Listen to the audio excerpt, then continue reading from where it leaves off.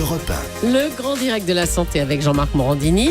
Et pour l'accompagner aujourd'hui, le docteur Jean-Michel Cohen, Elisabeth Assayag, Véronique Devillèle et notre psychologue Sabrina Philippe. Et on a beaucoup d'appels qui concernent la différence d'âge. Alors on va les prendre dans un instant. Si vous avez un compagnon plus âgé ou si vous avez rencontré un homme plus jeune que vous, eh bien cette relation agace parfois l'entourage. Au pire, vous vous posez peut-être des questions sur votre couple. Alors on va essayer de savoir si la différence d'âge dans le couple est un avantage ou un inconvénient. D'abord, l'âge c'est un peu dans la tête, non ? Alors oui, c'est complètement dans la tête. Déjà, l'amour, c'est une histoire d'attirance, c'est pas forcément d'âge, mais c'est complètement dans la tête parce que vous avez 3 âges en réalité, vous n'en avez pas qu'un. C'est-à-dire vous avez l'âge biologique. L'âge biologique, ça va être votre santé, votre corps, l'état de votre corps. Vous avez évidemment l'âge chronologique, c'est votre âge réel. Mais là encore, la perception de votre âge chronologique n'est pas la même. C'est-à-dire que souvent, on se voit, on le sait.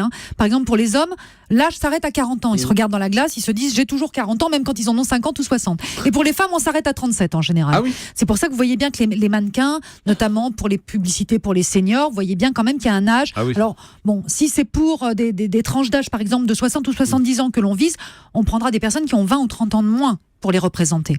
Et puis vous avez l'âge affectif. L'âge affectif, c'est évidemment toutes vos envies, vos désirs et surtout votre mode de vie. Ce qui veut dire qu'en réalité, finalement, l'âge, en effet, c'est subjectif. Et ce qui va être souvent synonyme de jeunesse, c'est la souplesse.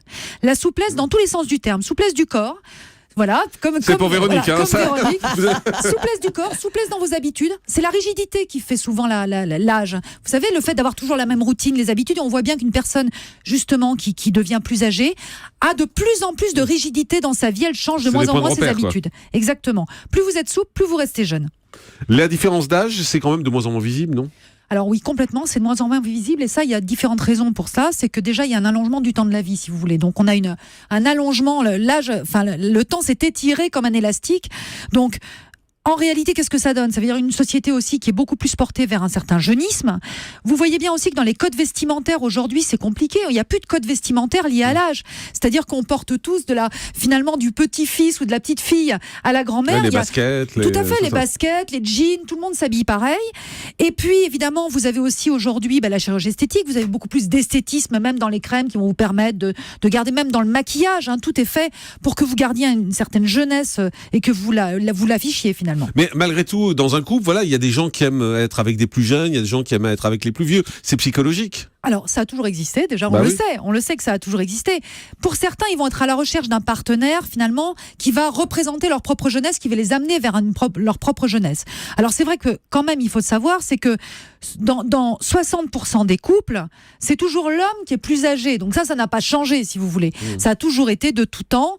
L'homme est plus âgé dans le couple dans 60% des cas. Il faut savoir aussi qu'un homme de plus de 40 ans va chercher une partenaire qui va avoir 5 à 7 ans de moins que lui. C'est-à-dire que si un homme passe le cap des 40 ans, s'il est célibataire, il va se tourner vers des femmes de 33, 34, 35 ans, rarement de son âge. Donc ça, c'est une vérité aussi.